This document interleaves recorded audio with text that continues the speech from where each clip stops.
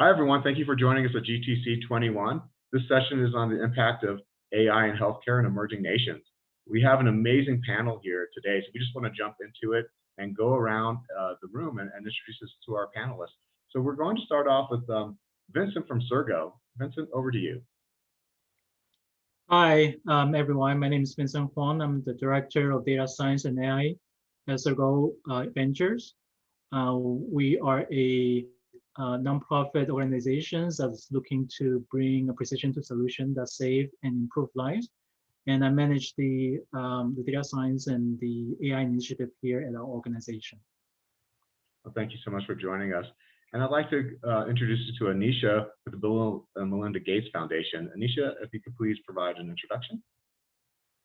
Hi, everyone. I'm Anisha. I'm a program officer at the Gates Foundation, and I work in our global health division in our maternal newborn child health discovery and tools team, all aimed at really generating and accelerating basic science discovery, novel product development and innovations for maternal and newborn health in low and middle income country settings.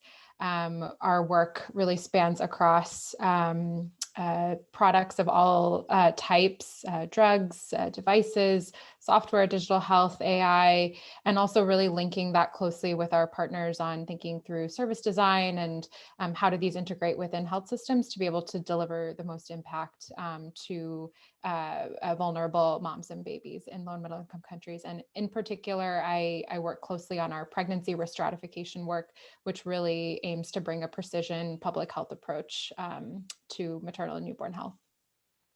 That's terrific. Thank you so much. It's amazing work that you do. And last is, but not least, is George Vacek with NVIDIA. He's head of genomics. Hi, George. Hey, Jeff. So yeah, I do strategic development in genomics, working with partnerships with top organizations, starting from the instrument manufacturers themselves, designing better AI and deep learning approaches to do the signal analysis, if you will, inside the instruments on the data generation side. But then from there, our team downstream is working to improve the analytical methods for how this data is being used to deliver better outcomes for healthcare across the board. So I'm glad to be here today, Jeff. Very great. So good to have you. This is a wonderful panel. So let's just jump into, we're going to have some questions and answers that we're going to go over, and then we're going to have an open conversation. So I'd like to actually just bring it back to you, George, and start off. If you can maybe share with us a little more about what NVIDIA is working on with artificial intelligence, and maybe some examples of how we're helping emerging markets and what's so important about emerging markets. Sure. So, I mean, I think it's important to start off right away with, some of the benefits that AI delivers. I think most clearly it's obvious that AI can improve accuracy and outcome ultimately. And that's a benefit to everybody, developed nation, developing nation. That's obviously a goal we want to work toward. AI can also improve time to results. And, so an example of that, there's a talk in the genomics section of GTC here on a 1-hour genomic workup by Tashelle Turner from Washington University. So, bringing the results in faster, being able to act on them more quickly. But I think beyond that, the other thing that AI really drives is a lowering of cost, and that opens up access to uses that where it wasn't used before. And so that's obviously fantastic. Access is the other, I can build on access, I guess I would say that AI delivers access in other ways as well. So an example would be improving analysis at the edge, sort of portable analysis. So you can think about this obviously in any space. Autonomous vehicles have sensors in them, or drones for surveillance and so on. But in my case, I'm thinking about instruments themselves being able to deliver, at the point of care. And so probably everybody heard in the keynotes about Oxford Nanopore adopting NVIDIA GPUs across their range of sequencers. And they have a range from the very highest throughput genome sequencers that anybody who's been involved in genomics is probably aware of. But they also have sequencers, for desktop, and even a small portable thumb drive size sequencer. And so if you pair that with a AI solution that can do the analytics also in a small portable form, then that opens up a whole new realm of how this can be applied. So as an example of that, you may know cassava is a important food crop. Something like 800 million people worldwide have depend on cassava. And like any crop, it's susceptible to pathogens and other types of diseases that would decrease yield.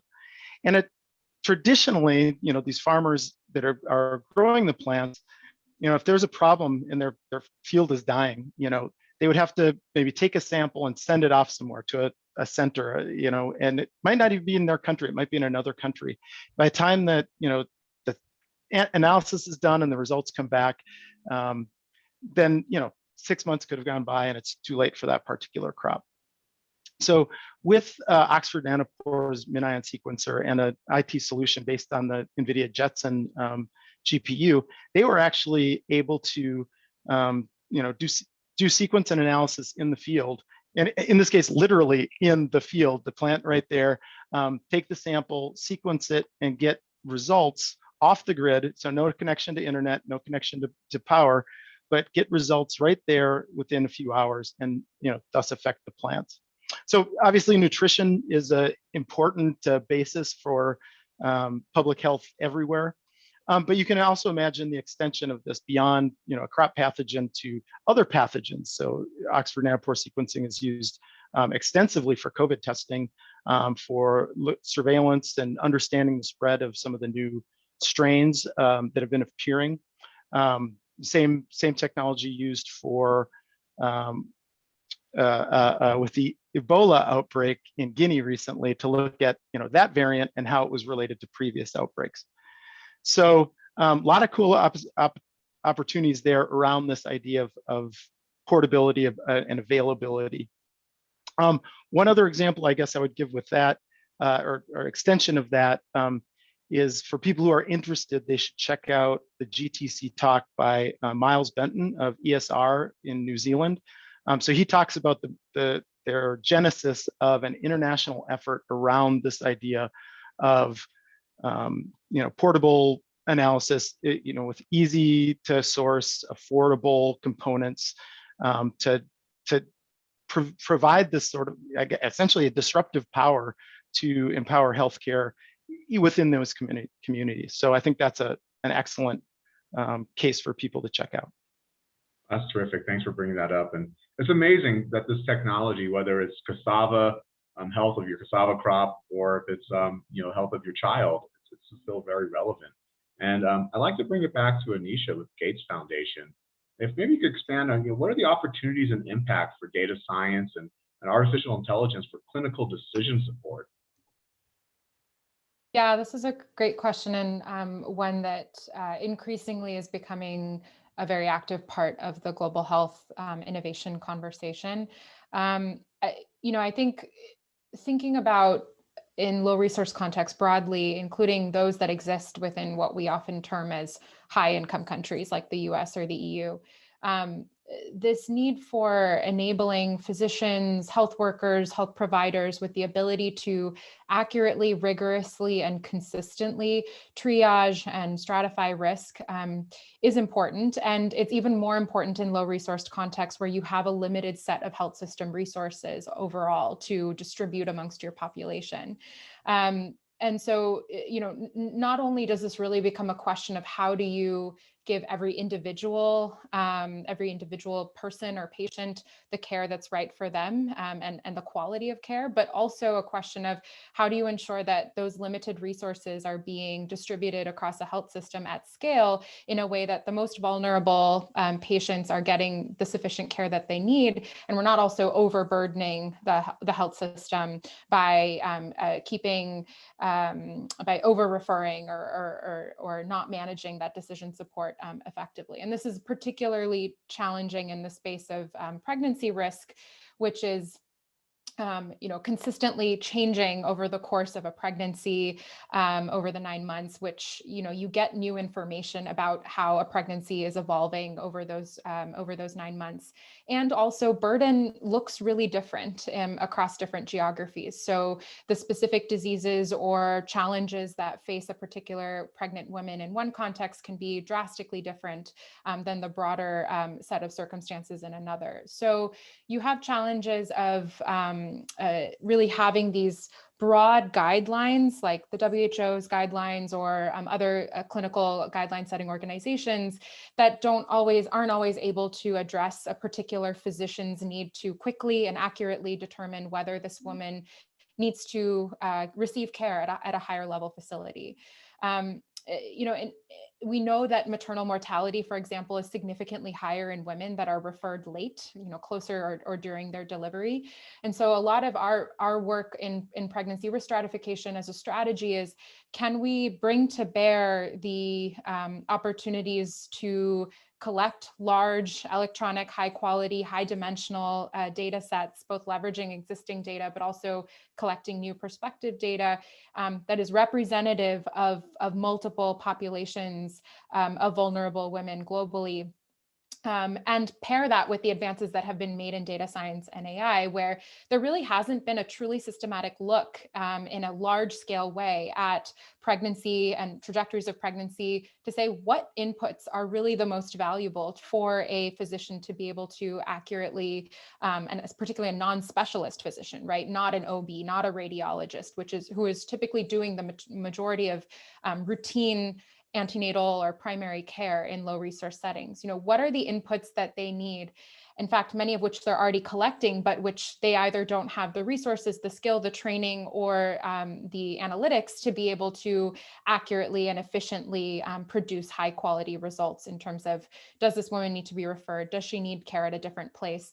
Does she need more frequent care? Does she need a particular intervention that I wouldn't otherwise have given routinely? So, I think the clinical decision support use case of AI is something that has definitely expanded really significantly in high income countries. And it's a matter of thinking about both on, kind of the diagnostics front, but also in terms of, routine clinical data. How can we better use even the data that's being collected to date to just improve the calculator on the risk stratification that any individual physician or provider is able to deliver to patients.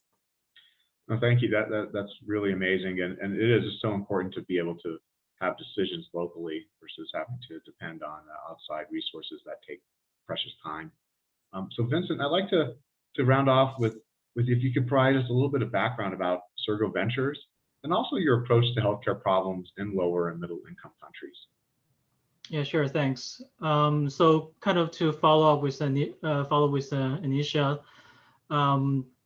talk, we're also Sergio Ventures also work in the domain in global health as well. And usually, when you think about global health, you think of people as recipients of financial or material help. And the typical intervention is that if you build it, they will come.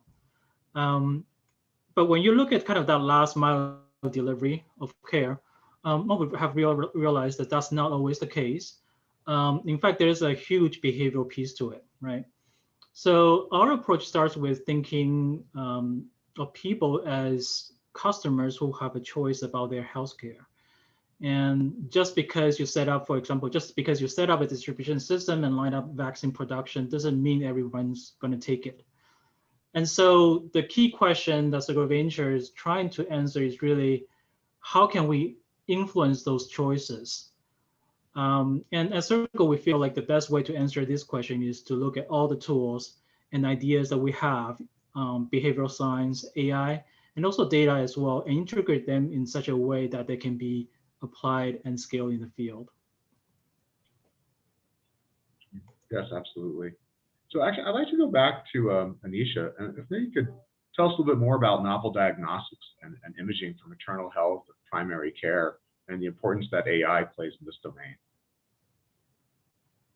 Yeah, so I think often in global health, and I suppose in healthcare more broadly, we often think in silos. And so I think in AI-enabled clinical decision support, that can be really challenging. The data comes from many different sources. The impact of how these tools work it requires changing of overall supply chain, distribution, behaviors, decisions, et cetera. So there's a huge kind of set of things that need to conspire together to enable true impact.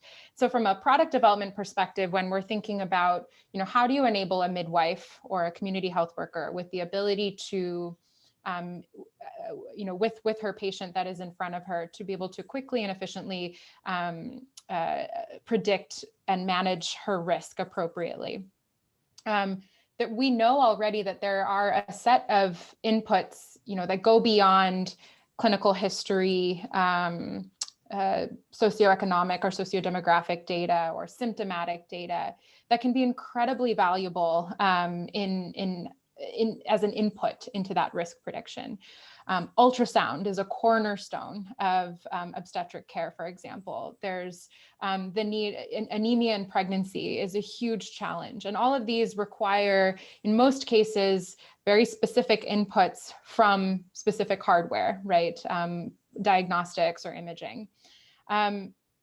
We have two challenges often with point of care diagnostics or imaging. One is the hardware itself, and that hardware being low cost, portable, rugged, able to exist in these environments, usable by the right level of training of the user you have at hand. Increasingly, as we think about what the future of care looks like, the digital connectivity associated with these to ensure that the data can feed into a broader clinical decision support, data science-driven ecosystem becomes really important.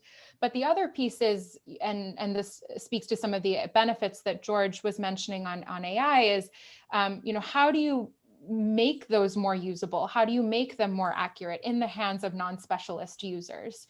So, and I'll give you the example of ultrasound. So ultrasound today is quite difficult to learn how to do effectively.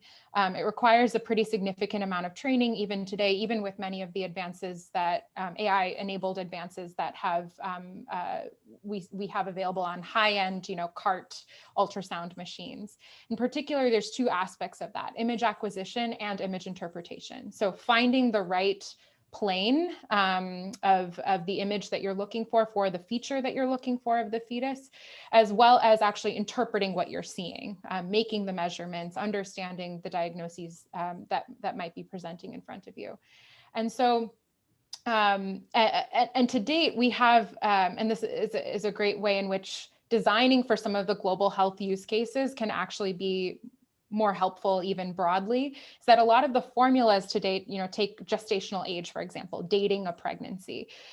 Those formulas were developed several decades ago based on several hundred women in specific geographies, right? And so we have an opportunity today to collect images in such a way that we can actually interrogate those formulas and generate automated models that can pick the right frames, that can find the head, that can measure the head, that can spit out a gestational age, that can determine whether the fetus is presenting breech or cephalic, or do they need to be referred for a C-section, placental localization in a way that can link to prediction of postpartum hemorrhage, which is a major killer of women in labor.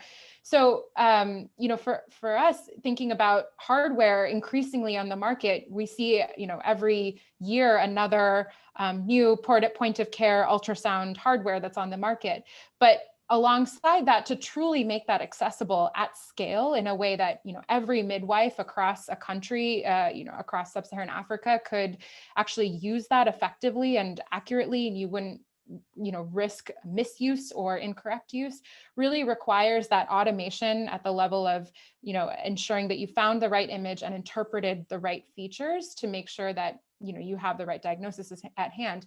And I think then the broader opportunity is to not just think about this at the scale of that diagnostic, but then linking that to that bigger clinical decision support system. So linking ultrasound with your clinical data, your clinical history data that already is being collected. And can you even improve the risk prediction that, just a obstetrician or a radiologist would make based on ultrasound alone?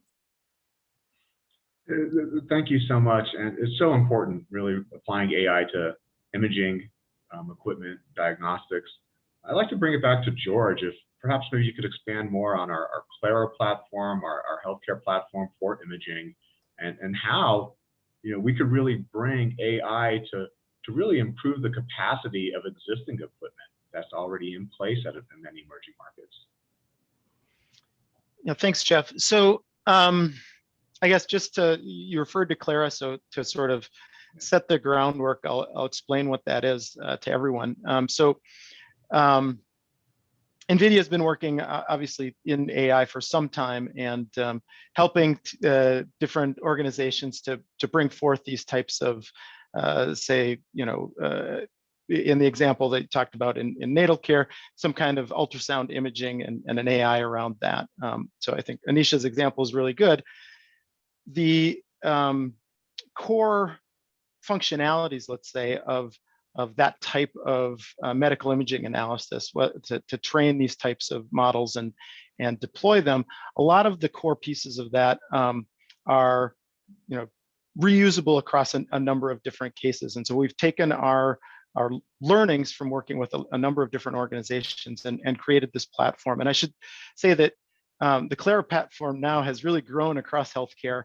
So it has support for frameworks for multiple modalities, actually. So we got so for medical imaging, there's Clara imaging, the core piece that you brought up, Jeff.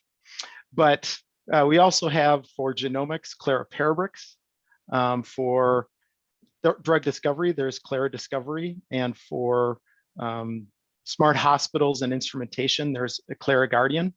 And so, all of these, again, provide a leaping off point, if you will, for anyone who's trying to develop in these areas, because a lot of the core pieces, you don't have to start from the raw theory, if you will, and build it up yourself. The core infrastructure is there, and you can take those learnings and extend it further. And then when new technologies come along, whether it's natural language processing or aspects of federated learning, and you can quickly adapt those and absorb them into what you're building. Now, what does this bring to the field then? Is for these healthcare centers or that are working on understanding, say, again, natal health and those kinds of aspects and a particular population and their issues, or for an instrument manufacturer who's rolling out the next ultrasound and wants to put the software on it.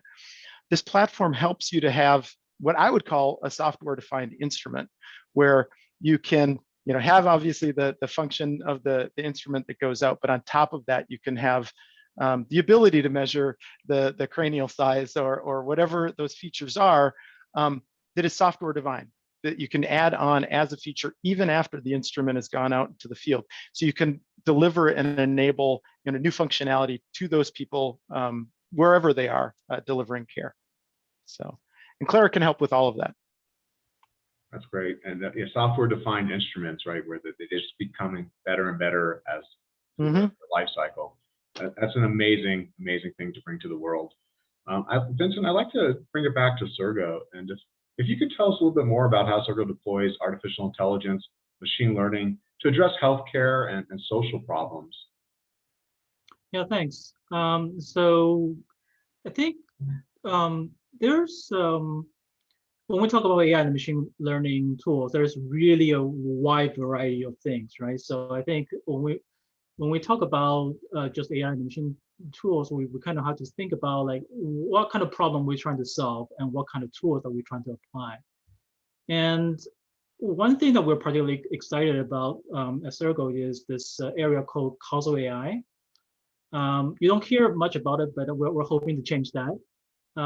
So in resource poor settings, anything that can kind of automate well-established health procedures can go a long way. And these our examples are like X-ray readings or ultrasound, as Anisha has mentioned. All of these really alleviate a lot of these burdens on resources and make our response better, faster, and less expensive, and that's really great. But I think one of the things for this 1 week part about these tools is that when it comes to trying to change the outcome of the problem, these predictive AIs, I like to call them, is a little bit weak, right? Because you really need to kind of understand the cause and effect relationship, especially when, as I mentioned, and we're really kind of interested in kind of the behavioral aspect of the healthcare system. And understanding cause and effect is really important, like when we want to change people's behavioral choices, not just like the behavioral choices like, not seeking care promptly when seeing problems. We really need to understand why someone is doing something that can be harmful to them, right? Like the opiate process, or why are they neglecting something that could benefit their health? And traditionally, just taking a step back, this is the knowledge that can generate this cause and effect relationship is a random control trial. I'm sure that you have heard about the vaccine trials, but in low and middle income countries, it's often too long, too expensive, or sometimes unethical to do. So a lot of times when we think about policies, we're often left to make policies that are based on analyses that aren't really set up to identify interventions in the first place. And that's where I think causal AI can really help. To simply put, that causal AI includes approaches that has the potential to help in two fundamental ways. First, causal AI includes approaches that can identify the causal effects and even estimate the level of causal effect on potential interventions without needing a trial. So that's huge. Second, causal AI helps to automate some of the steps of coming up with the hypothesis of what works in the first place, right? So specifically, if we can measure a number of relevant topics and factors, causal AI can help us identify potential interconnections between them, like drawing arrows between the stars to make a constellation in the sky, kind of like the background on my just behind me. So these benefits can really change how we approach global health, especially in global health. We're always trying to figure out what the best interventions are. And so we have been very excited about this and have been developing tools and use cases for causal AI. Yeah, go ahead, Jeff. I was going to say it's amazing. I couldn't agree more with causal AI being very important and knowing what works, right, as a first principle. But maybe you could expand on this, because I'm curious, how can causal AI be deployed in lower middle income countries? Yeah, so let me give an example of how we do that. In an example of maternal mortality in rural India. So just a little background. The state of Uttar Pradesh in India has one of the highest child and mother mortality rates in the country. So what did we know? We knew that one of the main causes of mortality in women is women delivering at home, right?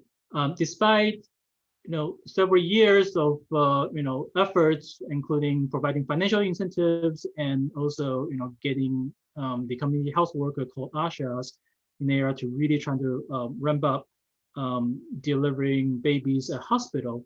Still, about 20% of women deliver at home rather than the healthcare facility. And we were wondering how to actually close the gap. So using causal AI, what we're able to do is narrow down potential interventions to address the problem with more precision than what we could have with a more traditional approach, such as predictive AI or even something like regression. So we started with collecting data and found variables that were predictive of women delivering healthcare facilities. And from the set of predictors, we trained a causal Bayesian network to understand how these different factors influence each other. And so what we ended up with is this connective map of different factors as cause and effects. And we learned a few insights in that example, and I'll just point out a couple of ones. So to our surprise, we found that some of the factors that very well predict baby delivery in hospitals are themselves not causal, right? An example of this is distance to a hospital. It turned out not to be causal. It turned out what was causal was access to transportation. And this was a critical finding because government officials were asking us, whether they should build more hospitals near or closer to village homes. And the insight of these findings would be saying, no, you should save your money actually trying to, improve your ambulance system. We also found that, having to borrow money, even though it was predictive of hospital delivery, financial concerns actually was not a reason mothers were not delivering hospitals. If we had only relied on these predicted results, then we might have said, okay, one of the things that we should do is to eliminate the need of borrowing money. Well, it turned out that kind of intervention would be very expensive to start with, and also not be very effective. On the opposite end, we also found some nuance and new insights that can help with influencing delivery choices. For example, having delivery planned with the community health worker called ASHA is directly causal to the baby delivery location. And this was really important because although we suspected community health workers were important in the process, we weren't exactly sure how and in what capacity. So knowing this, we have a much better concrete way to say to these community workers what their specific goal should be when they engage with new mothers. We also learned that perceiving hospital being safer than home delivery is also very important as well. This was interesting because it suggests that we should also address the perception of safety when it comes to presenting delivery location choices among women. So to kind of sum it all up, causal AI allows us to kind of understand the cause and effect in a much more systematic, comprehensive way. And knowing like what works, right, really helps the stakeholder to focus on their limited resources, on those are most promising interventions, and also helps them to kind of identify new and creative approach to at the same time. Absolutely, thank you so much for unpacking that. I'd like to go back to Anisha, and we've been talking generalizations, and it'd be great to maybe be a little more specific, and especially around maternal health care. If you could tell us a little bit more about the work you're doing with the Kenya Medical Research Institute, a little bit of the background of what their capacity is, and how the Bill and Melinda Gates Foundation, your program, is helping them. Yeah, thanks, Jeff. And I'll step back one sec before jumping into that, which is that part of what our goal is, as the foundation, across many different areas, but is very relevant to this example, is trying to bring often different pieces together that could together enable some particular transformative change or innovation that wouldn't otherwise be possible, but currently are sort of sitting in different silos or wouldn't otherwise have an incentive to work or talk with each other. And we often serve as that bridge. Even personally, my background spans across both engineering and global health governance and policy. So on a daily basis, what I'm often trying to do is bridge the gaps between product development companies and organizations and the researchers, users, stakeholders, decision makers on the ground to make sure that the outputs that and the work that product development companies or innovators may do is actually responsive, right, to the real needs and use cases that we have on the ground. And so that combined with really a deep understanding of, what are the barriers to making this happen today, right? And one of those big barriers is data availability and quality. We know that all of what we're talking about really relies on good training data, right? And data that really adequately describes context, and understanding where the weak points of that data might be, where the biases in the data might be, for example, also really requires kind of contextual understanding of the geographies in the health systems.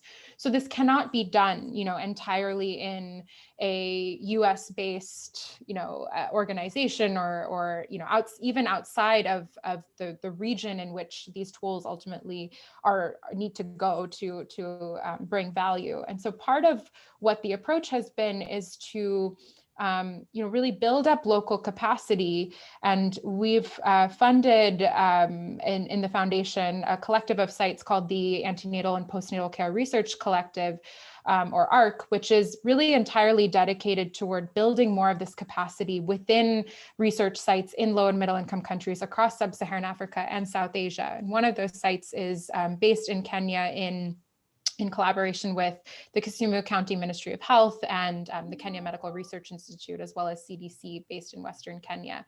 And this, opportunity to bring together government, local researchers, and implementers in a single geography provides that more tangible example, that more specific contextual health system in which data can get collected. And each of these sites are running large, pregnancy surveillance data collection efforts. So identifying pregnancies within the community, tracking their trajectories, capturing their birth outcomes, morbidity, mortality.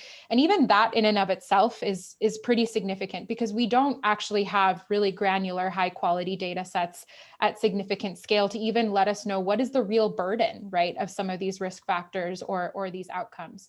But then on top of that, building a platform where you have the researchers, the analytics and data science capacity, either by bringing in experts that can support their abilities to do that with infrastructure, training, or resources, to develop algorithms and models that are based on that local data.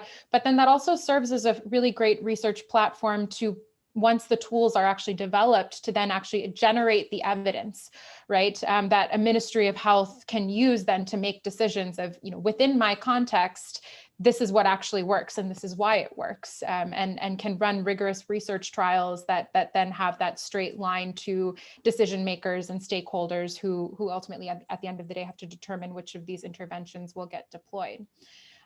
So that work there is really exciting, because what it's doing is it's moving more of that upstream work into the context that it'll ultimately go into, which means that the time to potential impact is faster, right? We're not developing these in contexts that are completely outside of those ultimate use cases and then trying to transfer them or transport them over.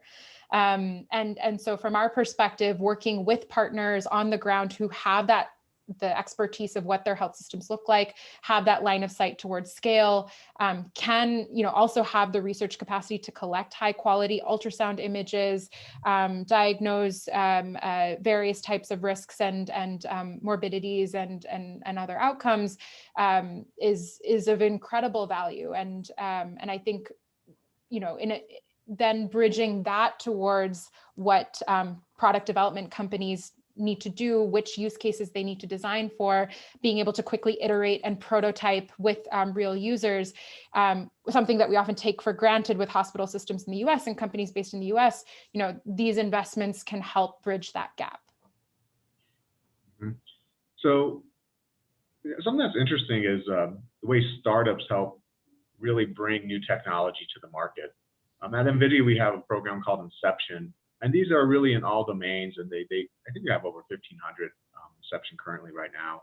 But healthcare has a tremendous amount of startups here in the US and throughout Europe, and also we're really around the world. So I wanted to go back to George, if you could tell us more about the importance of healthcare Inception partners and how we can grow this in emerging markets, and the importance that they'll play in bridging our platform, AI and data science, throughout the world. Yeah, thanks, Jeff. So I guess just first of all, to define Inception a little bit. So sure. NVIDIA works with a lot of startup companies in the area of AI, and we have what's called the Inception program to support them. So what Inception brings is a whole host of things that every startup needs, essentially, because they're from a resource perspective. So we have trainings, so we have things like our deep learning institutes that can bring people up to speed on the latest technology.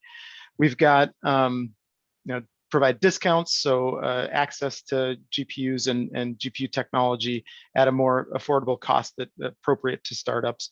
And then ultimately connections in with a business network for resources, both potentially on the capital side, but other experts and I don't know, marketing aspects and things like that. So that's what Inception is broadly.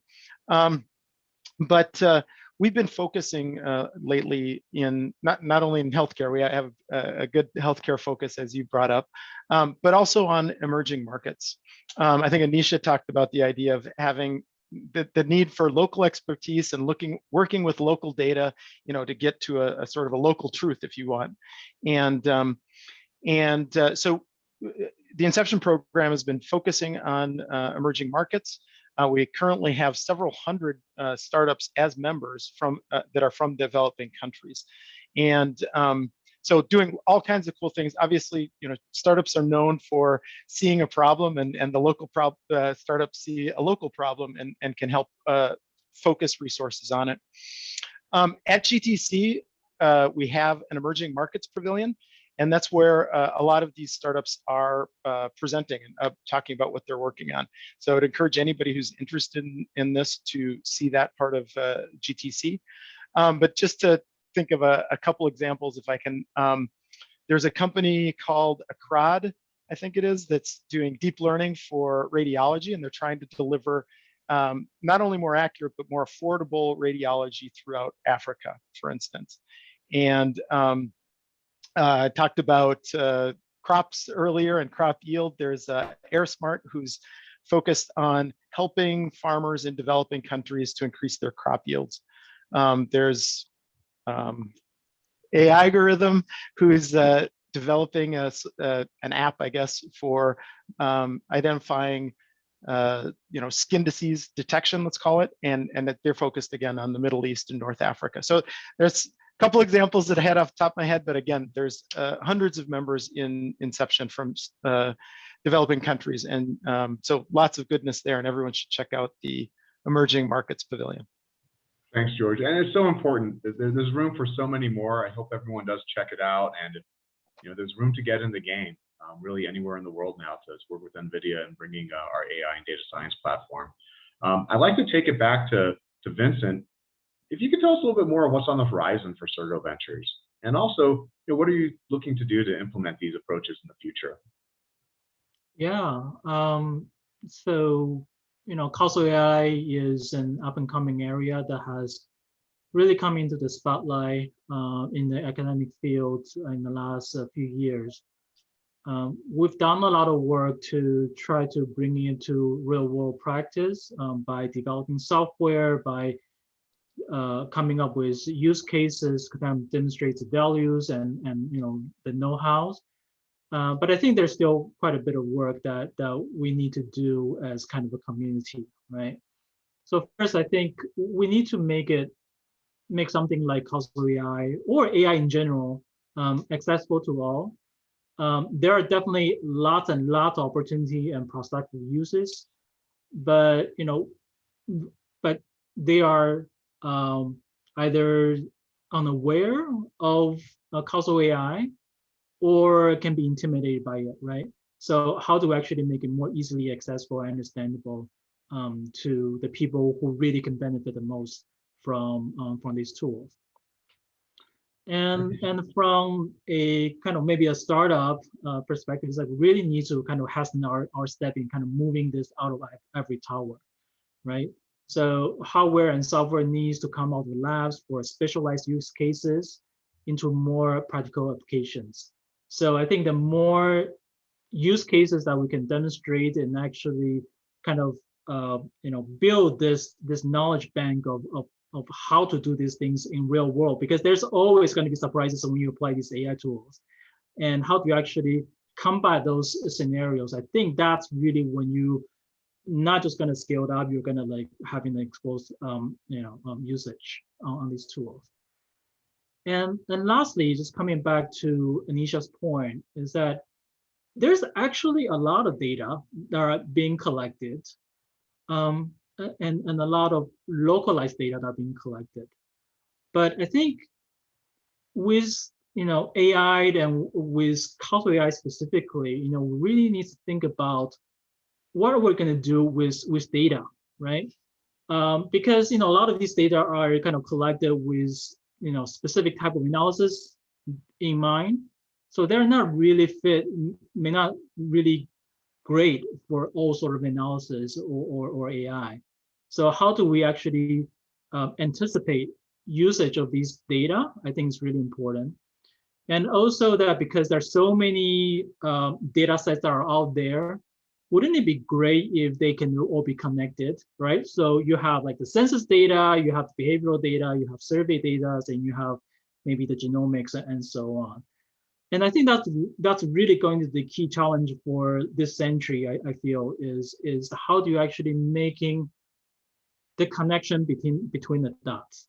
So that's sort of is my my call to action, right, to the community is to really think about, coming out the silos and work together and really make those connections. That's so important. That's something that I'm personally working on around space and climate is how do you really create a mesh where you can share the data in real time, bring the relevant data to the researchers so they can collaborate as soon as possible. So thank you, Vincent, so much. And we're actually towards the end of our time. We'll have one last question. And Anisha, we'd like to end with you. If you could maybe share a little bit more about the future of the Bill and Melinda Gates Foundation from the perspective of your program with maternal and neonatal care.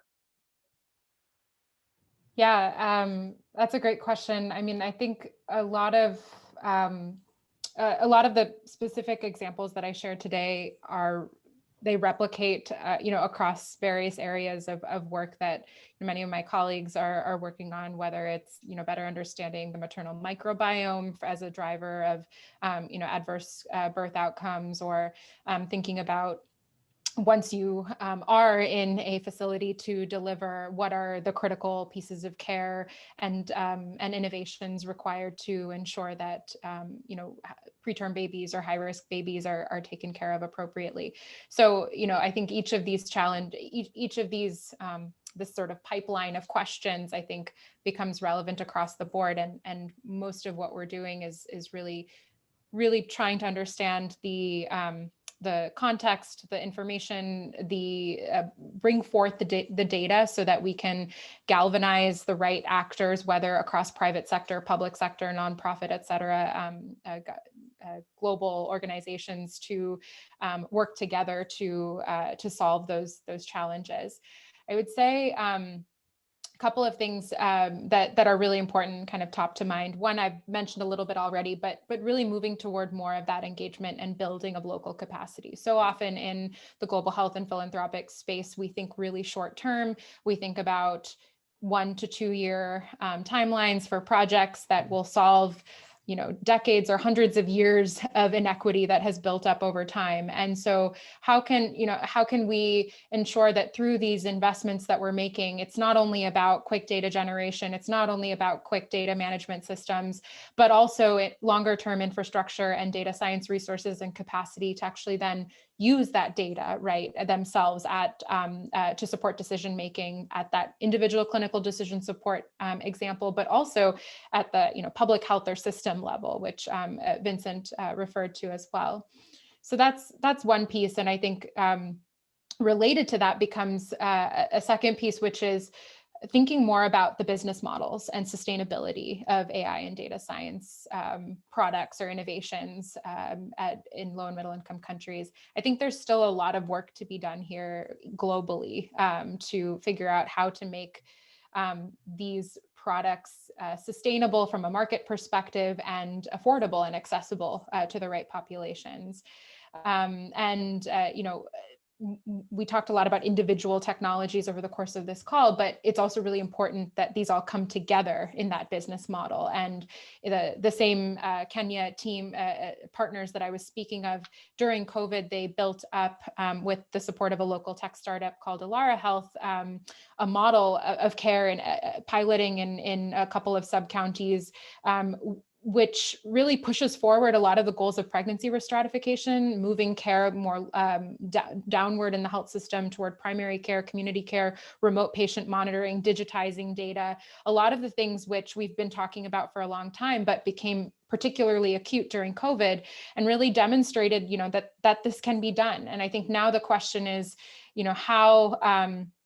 how do we build upon those different data layers that Vincent was referring to as well, to make sure that that data to action piece becomes really clear for all the stakeholders in the health system, and there's value and sustainability being driven from that. And then the last thing I would just say is kind of really thinking about more of an equity lens on the work, and driving this through a lens of risk and vulnerability and precision health is a crucial way of doing that. But we also have to think about, aspects of not overburdening health systems by overprediction and over-referral, thinking about the limited resources that are at hand and taking into considerations things like, what do women want? Where do they want to deliver? Who do they want around them? Their own time poverty, the time poverty of health workers who are asked to do so many things in global health and in emerging markets. So I think a lot of these questions, if we really want to see the impact of AI and data science in maternal health, but also primary health and health systems more broadly, we have to take that broader equity lens and health systems lens to really make that happen, and encourage all the kind of product developers and innovators out there to engage with partners who really have that deep expertise across the interdisciplinary view to find impact. Thank you so much. I really appreciate everybody's time. I'd like to thank Future Tech for sponsoring this session. Thank everyone who came to watch this. Anisha, Vincent, George, thank you so much for joining this excellent panel. Thank you. Thank you. Thanks for having us. Welcome. Take care. Bye, everyone. Bye-bye. Bye-bye.